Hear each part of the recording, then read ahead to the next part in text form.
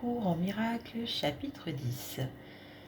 Les idoles de la maladie. Introduction. Rien au-delà de toi ne peut te rendre apeuré ou aimant, parce que rien n'est au-delà de toi. Le temps et l'éternité sont tous deux dans ton esprit, et ils seront en conflit jusqu'à ce que tu perçoives le temps uniquement comme un moyen de regagner l'éternité. Tu ne peux pas faire cela aussi longtemps que tu crois que des facteurs extérieurs à toi sont la cause de quoi que ce soit qui t'arrive.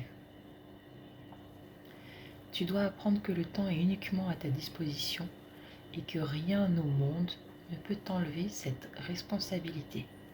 Tu peux violer les lois de Dieu en ton imagination, mais tu ne peux pas en échapper. Elles furent établies pour ta protection et sont aussi inviolées que ta sécurité. Dieu n'a rien créé hormis toi et rien hormis toi n'existe, car tu fais partie de lui. Que peut-il exister sauf lui? Rien ne peut arriver au-delà de lui, parce que rien, sauf lui, n'est réel. Tes créations lui ajoutent comme tu le fais, mais rien n'est ajouté qui soit différent, parce que tout a toujours été. Qu'est-ce qui peut te contrarier sauf l'éphémère? Et comment l'éphémère peut-il être réel si tu es la seule création de Dieu et qu'il t'a créé éternel? Ton Esprit Saint établit tout ce qui t'arrive. Chaque réponse que tu fais à tout ce que tu perçois dépend de toi, parce que ton esprit détermine la perception que tu en as. Dieu ne change pas d'esprit à ton sujet, car il n'est pas incertain de lui-même. Et ce qu'il connaît peut être connu, parce qu'il ne le connaît pas uniquement pour lui-même.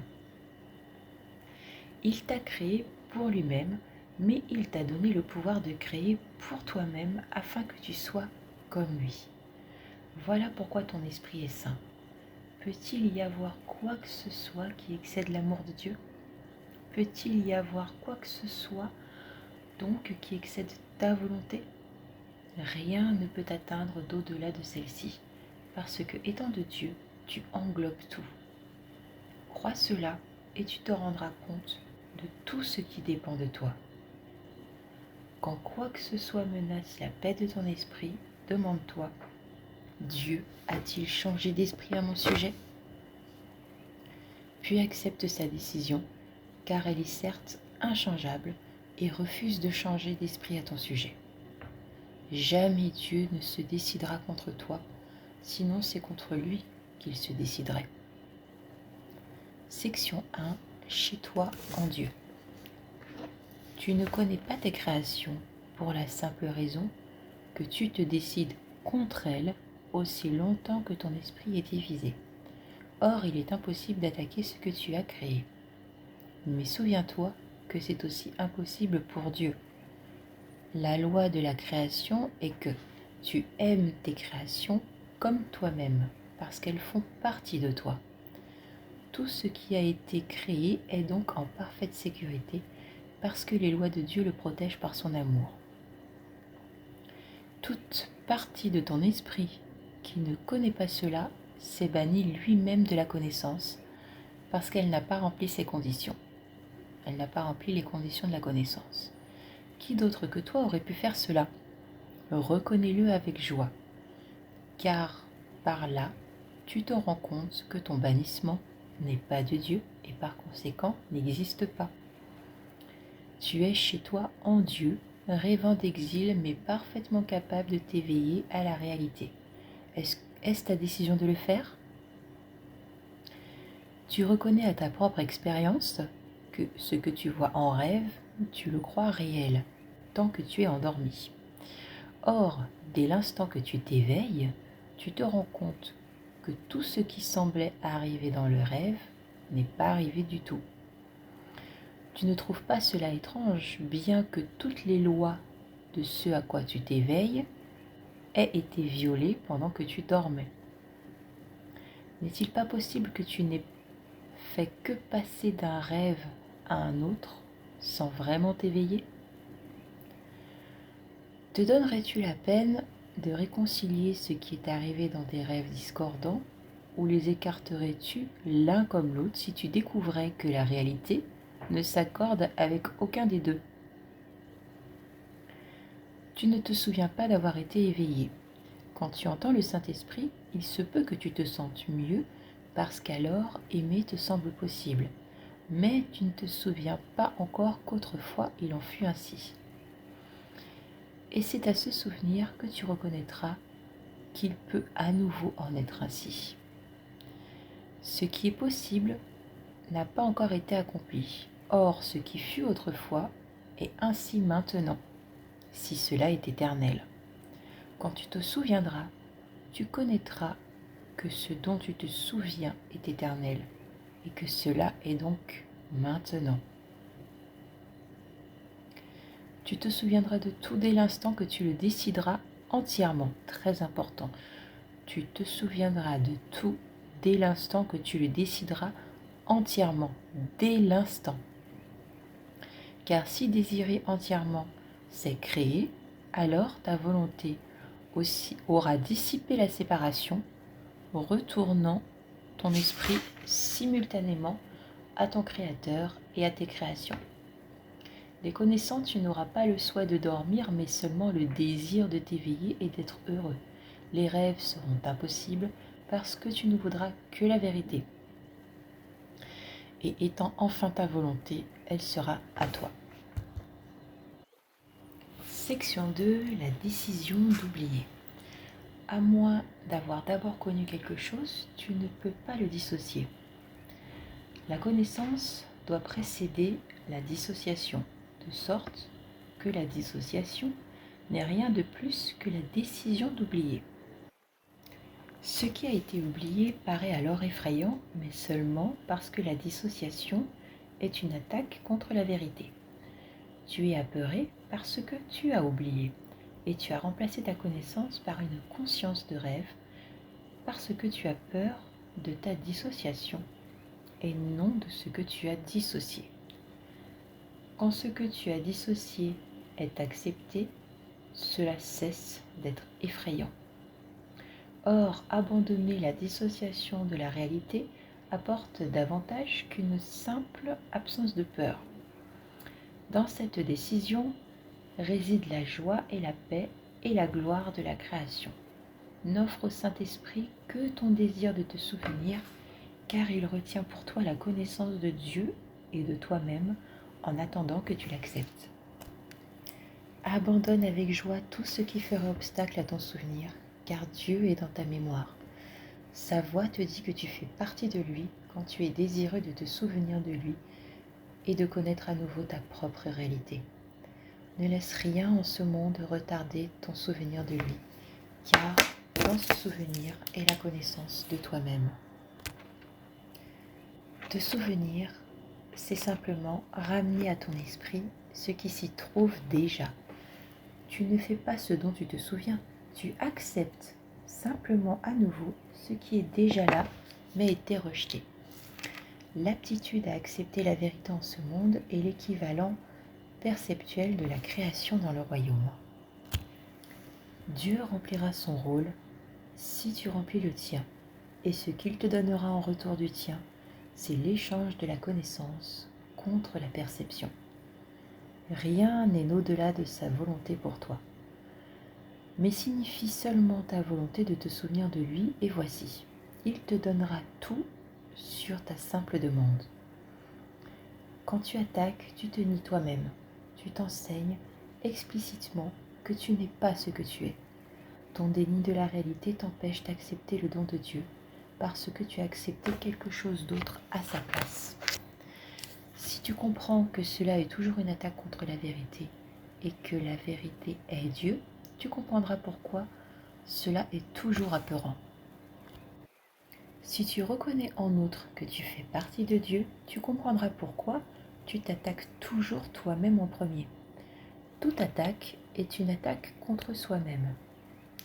Ce ne peut pas être autre chose découlant de ta propre décision de ne pas être ce que tu es, c'est une attaque contre ton identification.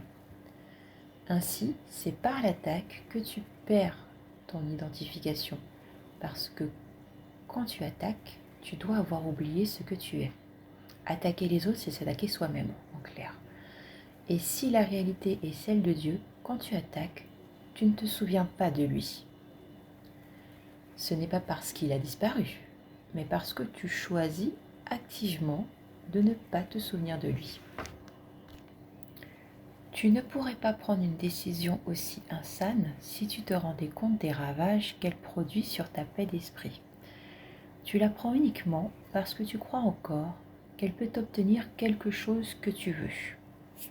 Ça, c'est le raisonnement typique de l'ego. Il s'ensuit donc que tu veux quelque chose d'autre que la paix d'esprit, mais tu n'as pas considéré ce que cela doit être. Or, le résultat logique de ta décision est parfaitement clair. Pour peu que tu veuilles le voir, en te décidant contre ta réalité, tu t'es fait vigilant contre Dieu et son royaume. Et c'est cette vigilance qui te fait craindre de te souvenir de lui. Section 3. Le Dieu de la maladie. Tu n'as pas attaqué Dieu et tu l'aimes vraiment. Peux-tu changer ta réalité ?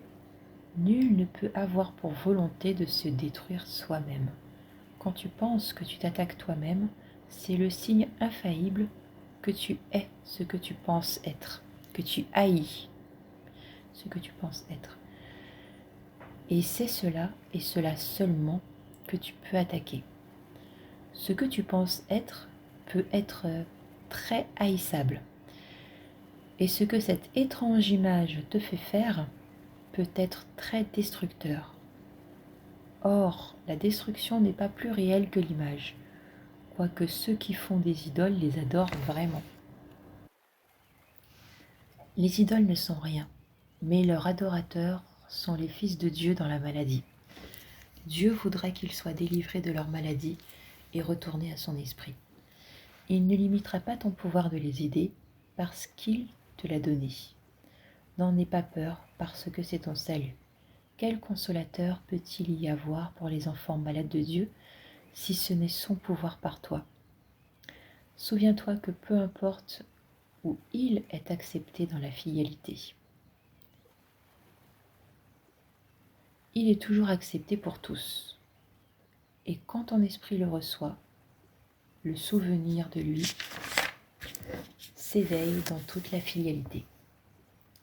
Guéris tes frères simplement en acceptant Dieu pour eux.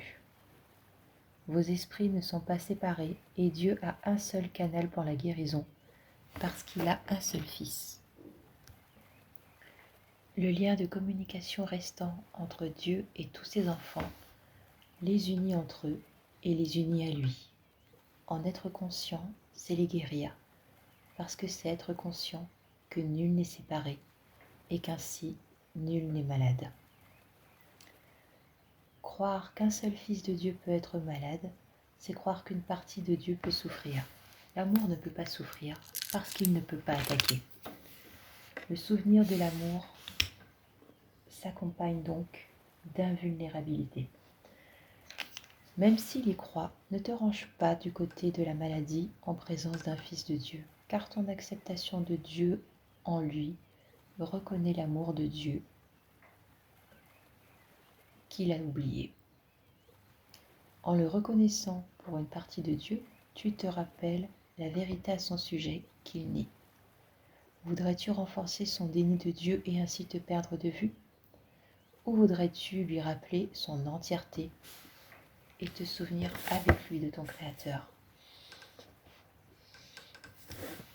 Croire qu'un Fils de Dieu est malade, c'est adorer la même idole que lui. Dieu a créé l'amour et non l'idolâtrie. Toutes les formes d'idolâtrie sont des caricatures de la création qu'enseignent des esprits malades et trop divisés pour connaître que la création partage le pouvoir sans jamais l'usurper. La maladie est idolâtrie parce que c'est la croyance que le pouvoir peut être enlevé. Or, cela est impossible parce que tu fais partie de Dieu qui est au pouvoir. Un Dieu malade doit être une idole faite à l'image de ce que son faiseur pense être. Et c'est exactement ce que l'ego perçoit dans un fils de Dieu, un Dieu malade, qui s'est créé lui-même, qui se suffit à lui-même, très méchant et très vulnérable. Est-ce cette idole que tu voudrais adorer? Est-ce pour sauver cette image que tu voudrais être si vigilant? As-tu vraiment peur de perdre ça? Très bonne question. Hein, très bonne question qu'on devrait se poser, que le monde devrait se poser en ce moment. Regarde calmement la conclusion logique du système de pensée de l'ego et juge si ce qu'il offre est réellement ce que tu veux, car c'est ce qu'il t'offre. Pour obtenir cela, tu désires attaquer la divinité de tes frères et ainsi perdre la tienne de vue. Si tu désires et tu désires la tenir cachée pour protéger une idole, car tu penses capable de te sauver des dangers qu'elle représente, mais qui n'existent pas. Il n'y a pas d'idolâtrie dans le royaume, mais tout ce que Dieu a créé est grandement apprécié, chacun ayant la calme connaissance qu'il fait partie de lui. Le Fils de Dieu ne connaît pas d'idole, mais il connaît son Père. La santé en ce monde est l'équivalent de la valeur au ciel. Ce n'est pas par mon mérite que je contribue à toi, mais par mon amour, car tu ne t'accordes pas de valeur. Quand tu ne t'accordes pas de valeur, tu deviens malade. Mais la valeur que je t'accorde peut te guérir, parce que la valeur du Fils de Dieu est une. Très important cette partie. Quand tu ne t'accordes pas de valeur, tu deviens malade. L'amour que l'on a pour soi est la clé. C'est ce qu'il dit dans cette phrase. Quand tu ne t'accordes pas de valeur, quand on a de l'amour pour soi, on s'accorde de la valeur. On sait qu'on a de la valeur. Quand j'ai dit « je vous donne ma paix », je le pensais vraiment. La paix vient de Dieu. Par moi à toi. Elle est pour toi, même s'il se peut que tu ne la demandes pas. Quand un frère est malade, c'est parce qu'il ne demande pas la paix. Par conséquent, il ne connaît pas qu'il l'a.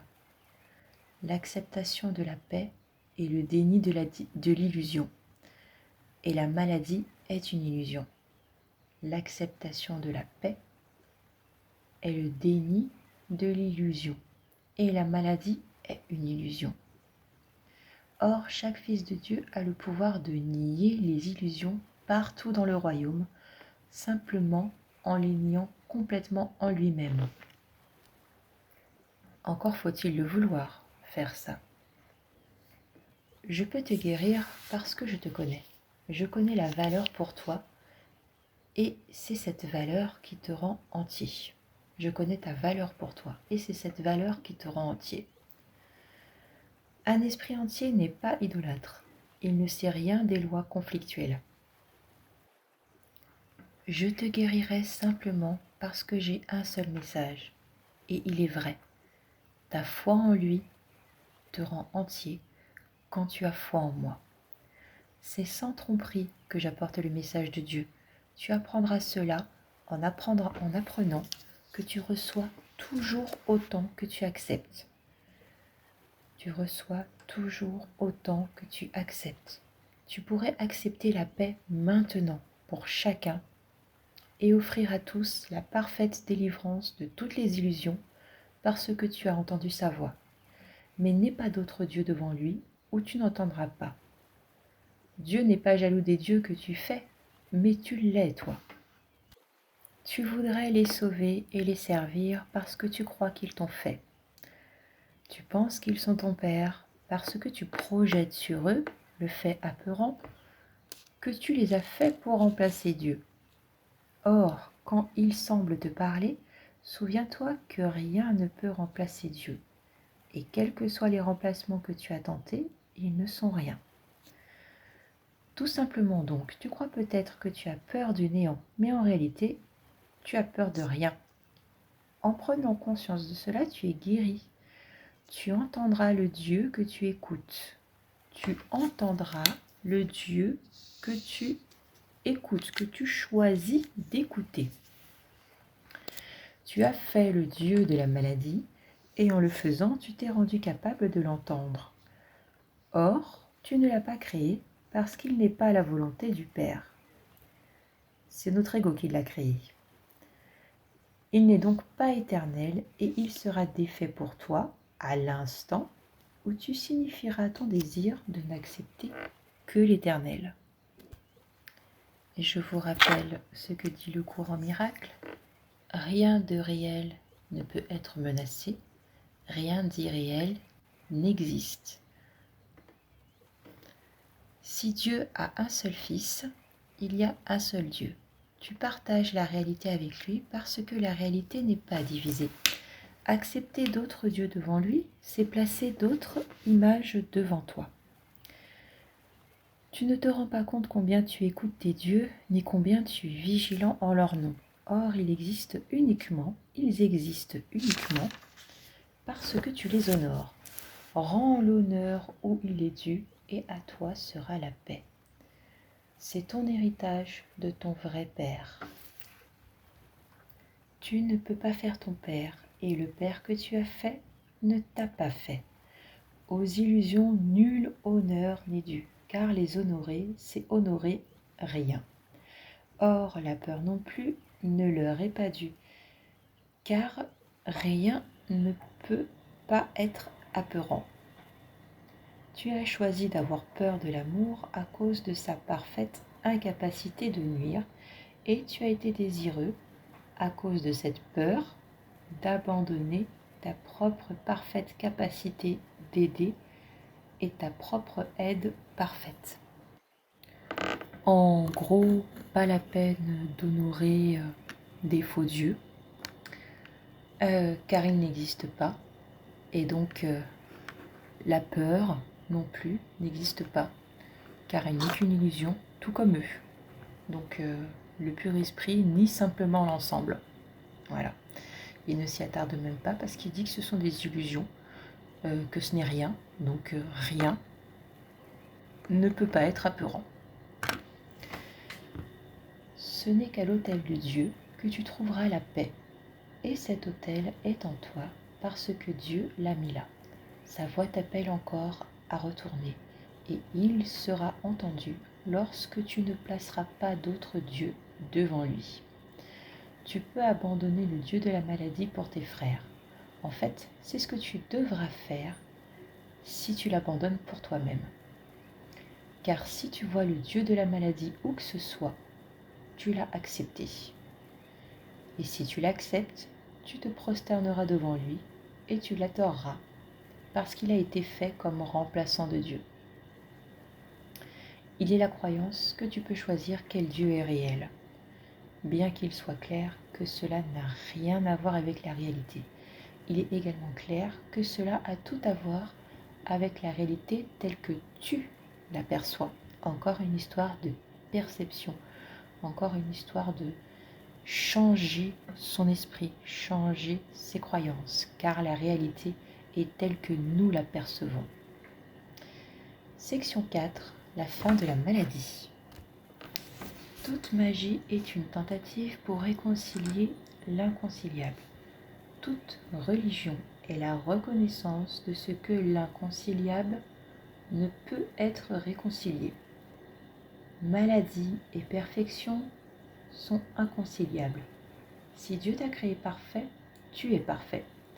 Si tu crois que tu peux être malade, tu as placé d'autres dieux devant lui.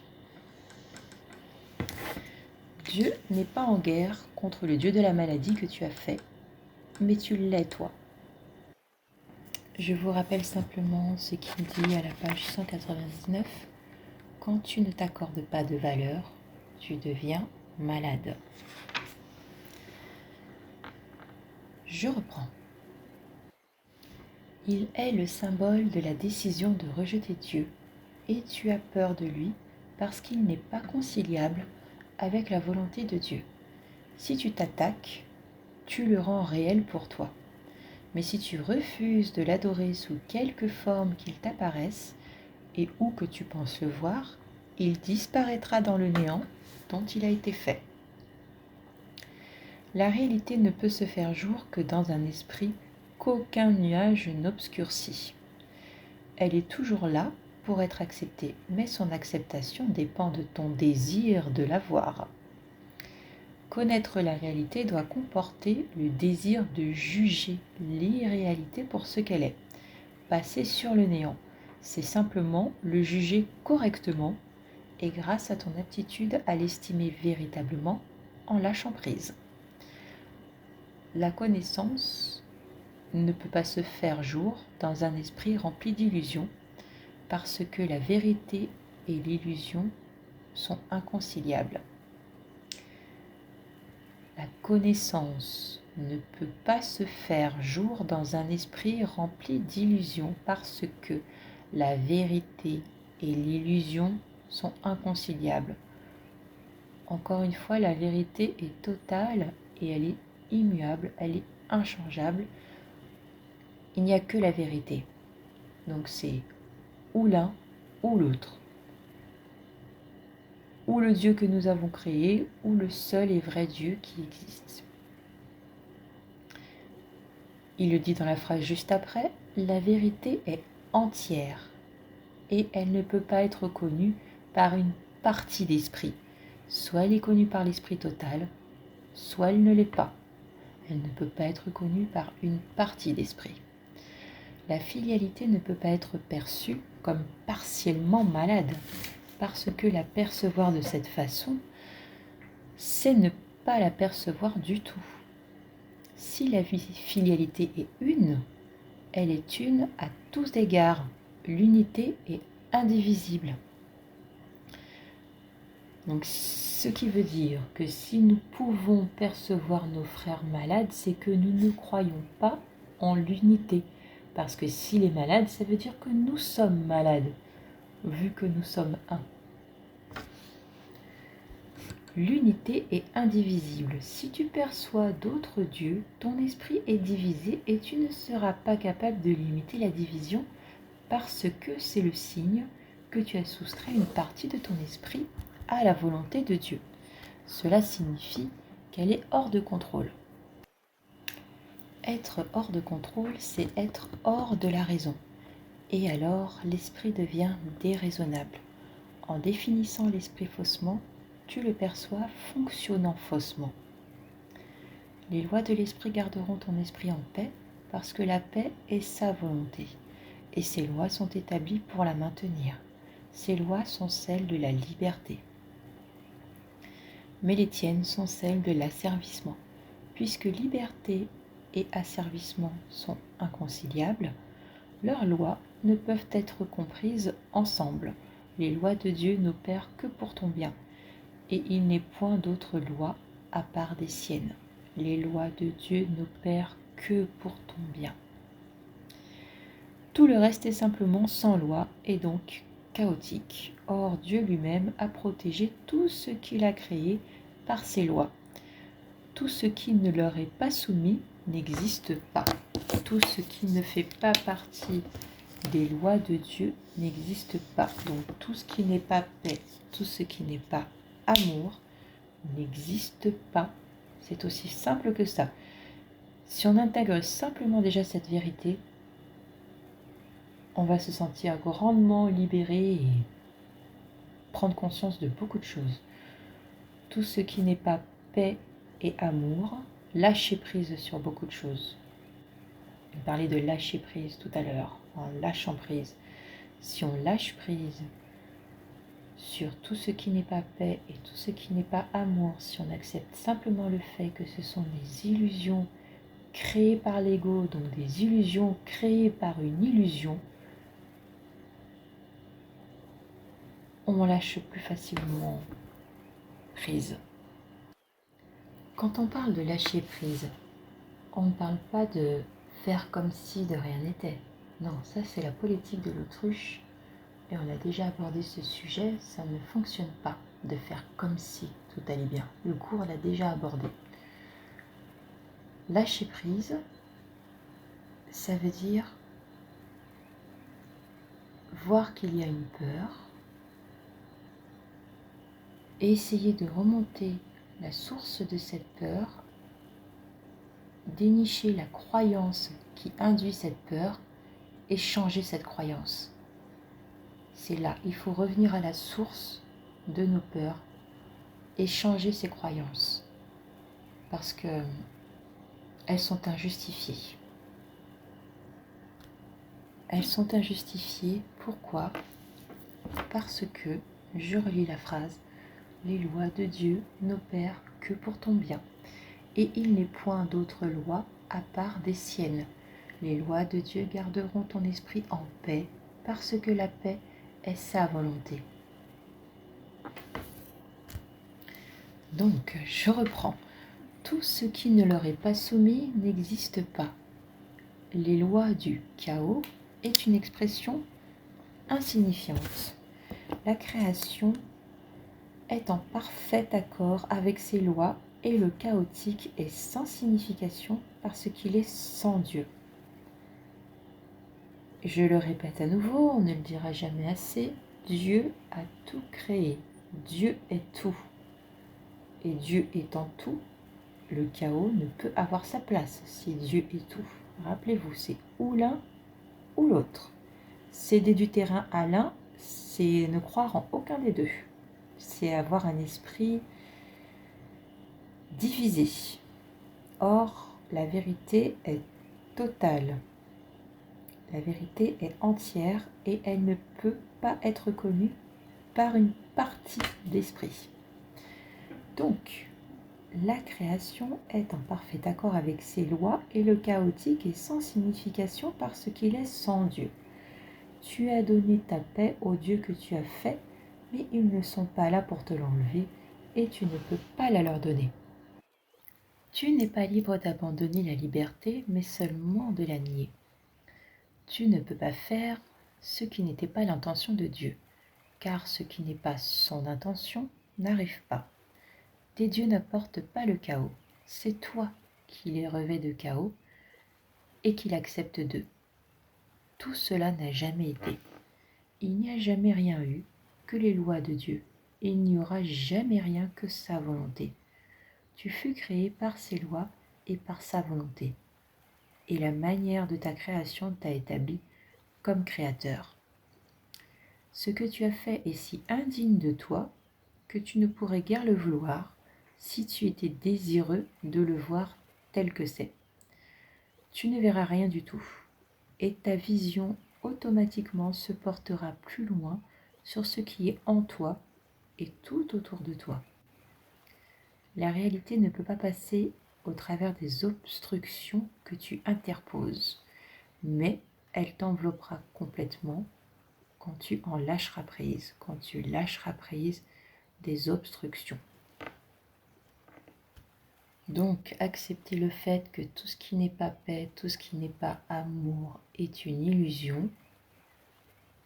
Donc, décider par sa volonté, consciemment, d'en lâcher prise, donc d'arrêter de nourrir ces illusions, arrêter de s'accrocher à la rancœur, à la jalousie, à la peur, arrêter de nourrir nos peurs, arrêter de nourrir notre mal-être, arrêter de nourrir des illusions.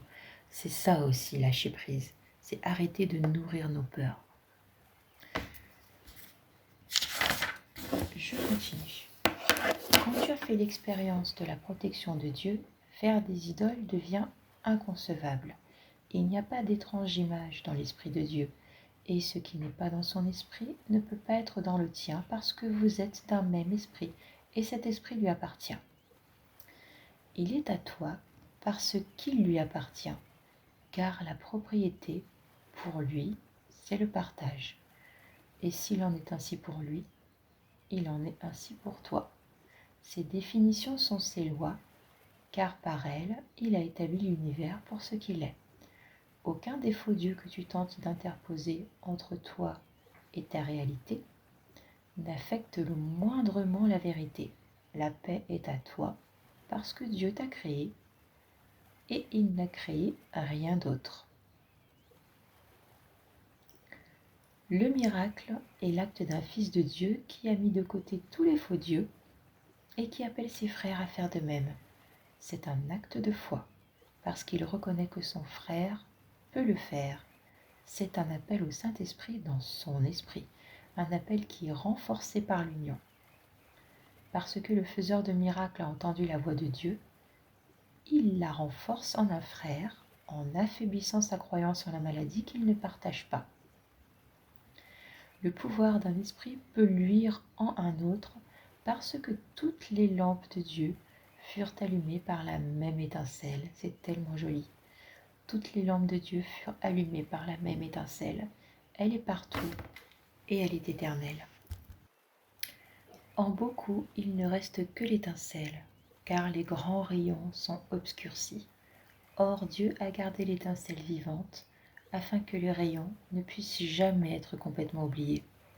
Pour peu que tu vois la petite étincelle, tu apprendras qu'il est une plus grande lumière, car les rayons sont là, sans être vus.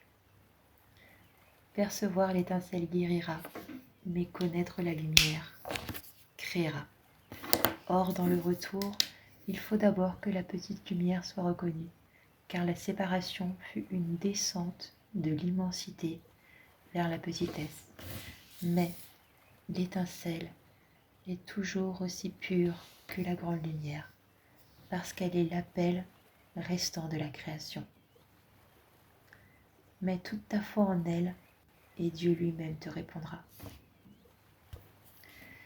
Je vais relire cette partie, elle est tellement magnifique. Or, Dieu a gardé l'étincelle vivante, afin que les rayons ne puissent jamais être complètement oubliés. Pour peu que tu vois la petite étincelle, tu apprendras qu'il est une plus grande lumière, car les rayons sont là, sans être vus. Percevoir l'étincelle guérira, mais connaître la lumière créera. Or, dans le retour, il faut d'abord que la petite lumière soit reconnue, car la séparation fut une descente de l'immensité vers la petitesse. Mais l'étincelle est toujours aussi pure que la grande lumière, parce qu'elle est l'appel restant de la création. Mets toute ta foi en elle, et Dieu lui-même te répondra. C'est magnifique. Section 5. Le déni de Dieu. Les rituels du Dieu de la maladie sont étranges et très exigeants. La joie n'est jamais permise, car la dépression est son signe d'allégeance. La dépression signifie que tu as désavoué Dieu. Beaucoup ont peur du blasphème, mais ils ne comprennent pas ce que cela signifie. Ils ne se rendent pas compte que nier Dieu, c'est nier leur propre identité. Et en ce sens, le salaire du péché est la mort. C'est un sens très littéral. Le déni de la vie entraîne la perception de son opposé. Comme toutes les formes de déni remplacent ce qui est par ce qui n'est pas. Nul ne peut réellement faire cela, mais que tu penses pouvoir le faire et crois l'avoir fait est incontestable. Et oui, on peut croire qu'on a remplacé la vérité par autre chose. On le croit, oui, mais ça n'a jamais été réel. Mais certes, notre esprit peut le croire. N'oublie pas toutefois que nier Dieu aboutit inévitablement à la projection. Et tu croiras que d'autres t'ont fait cela et non toi. Tu reçois forcément le message que tu donnes parce que c'est le message que tu veux. Très important, tu reçois le message que tu donnes parce que c'est le message que tu veux, parce que c'est le message que tu acceptes vrai pour toi-même. Si tu le donnes, c'est que tu penses qu'il est vrai. Donc, tu reçois forcément le message que tu donnes parce que c'est le message que tu veux. Tu crois peut-être que tu juges tes frères au message qu'ils te donnent, mais tu les as jugés au message que toi, tu leur donnes. Ne leur attribue pas ton déni de la joie, sinon tu ne peux pas voir l'étincelle en eux qui t'apporterait la joie. Ne leur attribue pas ton déni de la joie, sinon tu ne peux pas voir l'étincelle en eux qui t'apporterait la joie. C'est le déni de l'étincelle qui apporte la dépression, car chaque fois que tu vois tes frères sans elle, tu nies Dieu. Ne leur attribue pas ton déni de la joie, c'est-à-dire ne fais pas porter aux autres la responsabilité de ce que tu ressens. Nous sommes les maîtres de nos 4 corps. Nous sommes la conscience qui dirige nos 4 corps, comme j'aime à le dire. Donc, notre corps physique, notre corps émotionnel, notre corps mental et notre corps spirituel. C'est nous qui décidons. Ce ne sont pas nos émotions qui décident pour nous. C'est à nous de décider ce qu'on veut ressentir, comment réagir face à ce qui nous arrive dans la vie et quel comportement avoir. Et également, c'est nous qui pouvons décider de nos pensées, de nos croyances. Donc on décide ce qu'on pense, comment on se sent, quel comportement avoir et comment réagir face à ce qui nous arrive dans la vie. C'est notre responsabilité. Il ne faut pas faire porter aux autres cette responsabilité-là parce que c'est perdre notre pouvoir créateur.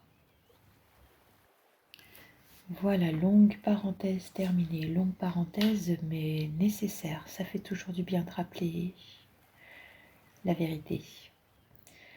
Alors, faire allégeance au déni de Dieu, c'est la religion de l'ego. De toute évidence, le Dieu de la maladie exige le déni de la santé, parce que la santé est en opposition directe avec sa propre survie.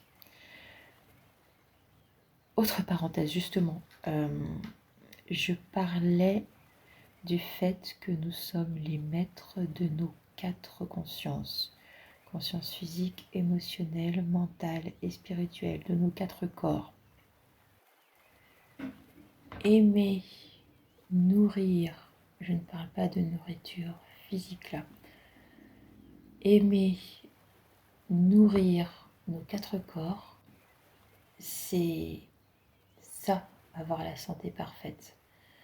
Parce que ça apporter de l'amour, un amour total, un amour inconditionnel à chacun de nos 4 corps, c'est avoir la santé.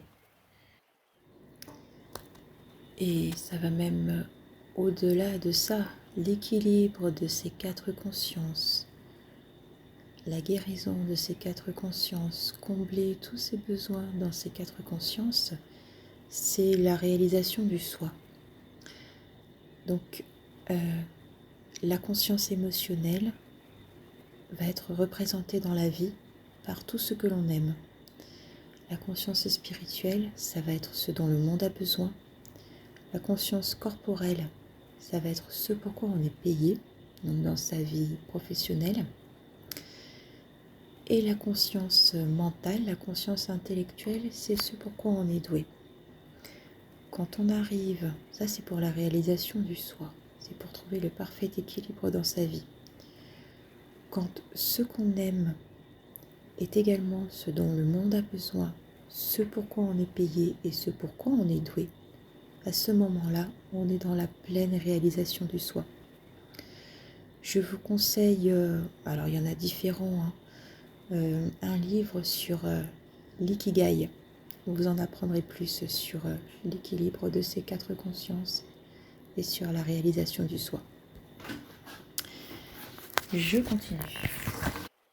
Donc, faire allégeance au déni de Dieu, c'est la religion de l'ego.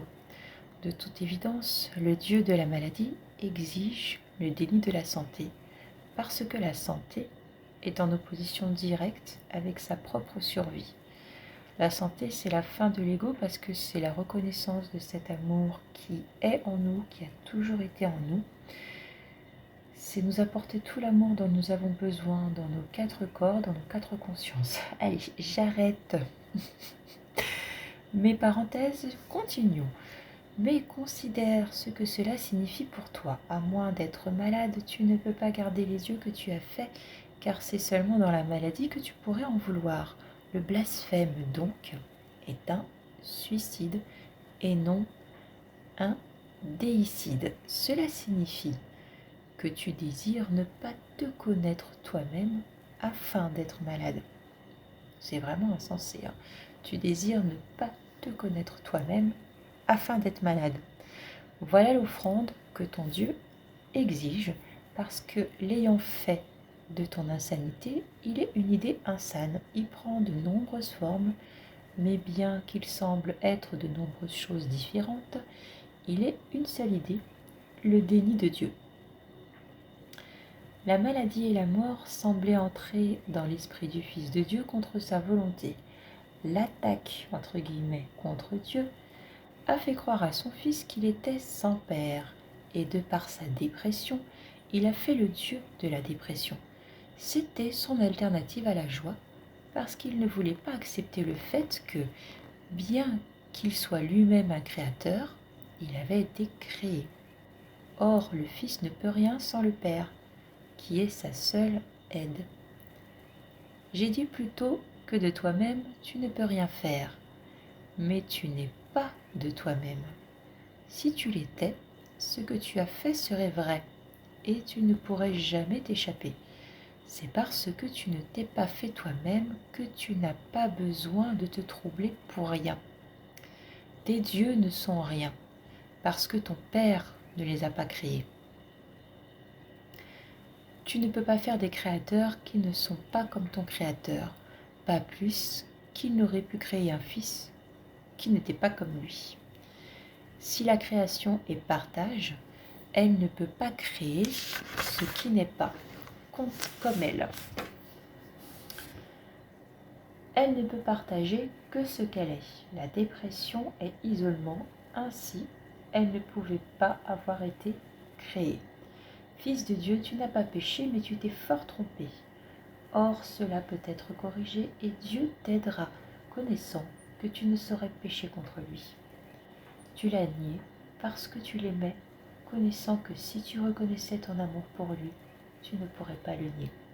Par conséquent, ton déni de lui signifie que tu l'aimes et que tu connais qu'il t'aime. Souviens-toi que ce que tu nies, tu as dû le connaître autrefois. Et si tu acceptes le déni, tu peux accepter qu'il soit défait. Ton père ne t'a pas nié, il ne riposte pas, mais il t'appelle à retourner. Quand tu penses qu'il n'a pas répondu à ton appel, tu n'as pas répondu au sien. Il t'appelle de chaque partie de la fidélité à cause de son amour pour son fils. Si tu entends son message, il t'a répondu, et tu apprendras de lui si tu entends bien. L'amour de Dieu est dans tout ce qu'il a créé, car son Fils est partout. Regarde tes frères avec paix, et Dieu se précipitera dans ton cœur en reconnaissance du don que tu lui as fait.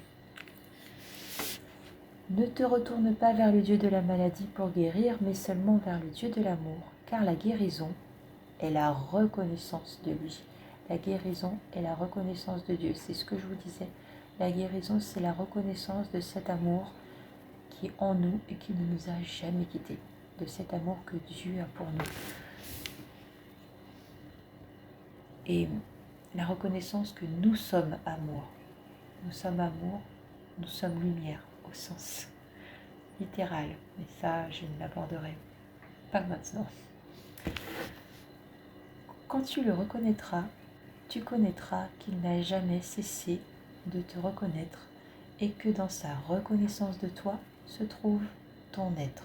Tu n'es pas malade et tu ne peux pas mourir, mais tu peux te confondre toi-même avec des choses qui le peuvent. Souviens-toi toutefois que c'est blasphémer de faire cela, car cela signifie que tu regardes sans amour et Dieu et sa création dont il ne peut pas être séparé. Seul l'Éternel peut être aimé, car l'amour ne meurt pas. Ce qui est Dieu est sien à jamais, et tu es de Dieu. Se permettrait-il de souffrir et offrirait-il à son fils quoi que ce soit qui n'est pas acceptable pour lui? Si tu t'acceptes toi-même tel que Dieu t'a créé, tu seras incapable de souffrir.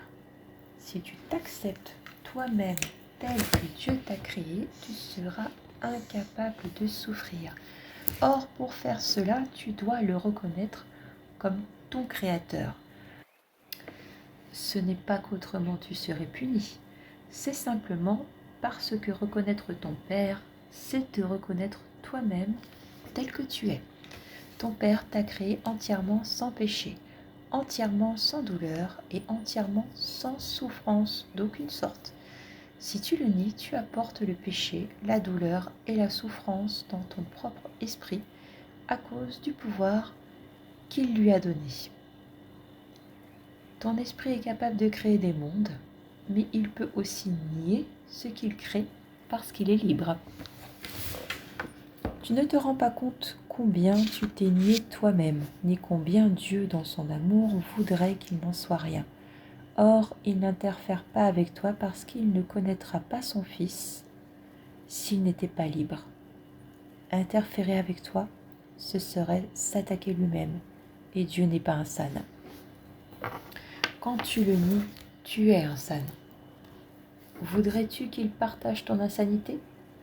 Dieu ne cessera jamais d'aimer son Fils, et son Fils ne cessera jamais de l'aimer. Telle était la condition de la création de son Fils, à jamais fixée dans l'Esprit de Dieu.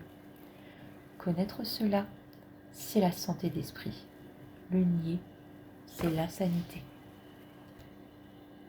Je vais relire ces petites parties. C'est ce dont je vous parlais tout à l'heure, que la reconnaissance de cet amour en nous apporte la guérison. Il le dit ici. Dieu ne cessera jamais d'aimer son Fils et son Fils ne cessera jamais de l'aimer. Connaître cela, c'est la santé d'esprit. Le nier, c'est l'insanité. Je regarde l'heure à mon four, 1h11. Très joli clin d'œil, Seigneur.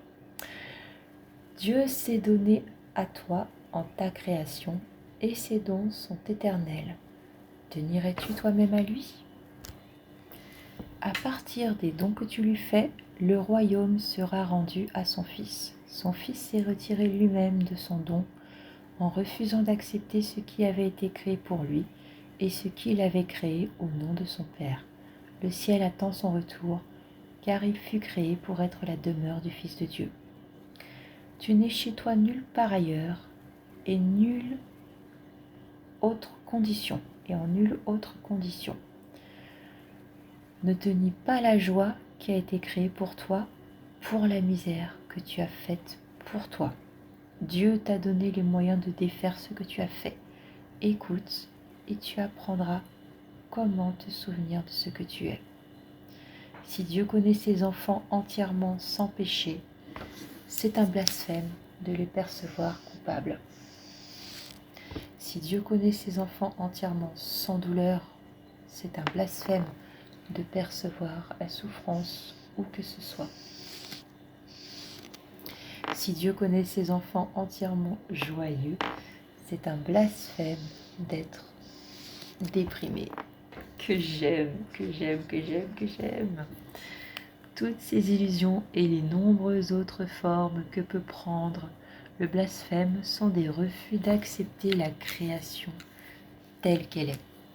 Si Dieu a créé son Fils parfait, c'est ainsi que tu dois apprendre à le voir pour apprendre quelle est sa réalité. En tant que partie de la filialité, c'est aussi ainsi que tu dois te voir toi-même pour apprendre quelle est la tienne. Ne perçois rien que Dieu n'ait pas créé ou tu le nies. Sa paternité est la seule qui soit et elle est à toi uniquement parce qu'il te l'a donnée. Les dons que tu te fais à toi-même sont insignifiants, mais les dons que tu fais à la création, à tes créations, sont pareils aux siens, parce qu'ils sont donnés en son nom. C'est pourquoi tes créations sont aussi réelles que les siennes. Or, la vraie paternité doit être reconnue si le vrai Fils doit être reconnu. Tu crois que les choses malades que tu as faites sont tes vraies créations parce que tu crois que les images malades que tu perçois sont les fils de Dieu. C'est seulement si tu acceptes la paternité de Dieu que tu auras quoi que ce soit, parce que sa paternité t'a tout donné. C'est pourquoi le nier, c'est te nier toi-même. L'arrogance est le déni de l'amour, parce que l'amour partage, et l'arrogance retient. Aussi longtemps que les deux te paraîtront désirables, le concept de choix, qui n'est pas de Dieu, te restera. Bien que ce ne soit pas vrai dans l'éternité, c'est vrai dans le temps, de sorte que tant que le temps durera dans ton esprit, il y aura des choix. Le temps même est ton choix. Si tu veux te souvenir de l'éternité, tu ne dois regarder que l'éternel. Si tu te permets de devenir préoccupé par le temporel, tu vis dans le temps. Comme toujours, ton choix est déterminé par ce à quoi tu accordes de la valeur. Je vous rappelle cette phrase du cours en miracle, en rapport justement avec ce dont il est en train de parler. La patience infinie produit des résultats immédiats. Tout est déjà là. Le temps et l'éternité ne peuvent pas être réels tous les deux parce qu'ils se contredisent l'un l'autre. Si tu n'acceptes pas pour réel que ce qui est intemporel, tu commenceras à comprendre l'éternité et à la faire tienne. Chapitre 10. Les idoles de la maladie terminé. Prochain chapitre, le chapitre 11. Dieu ou l'ego. Je vous souhaite un très beau dimanche. À bientôt.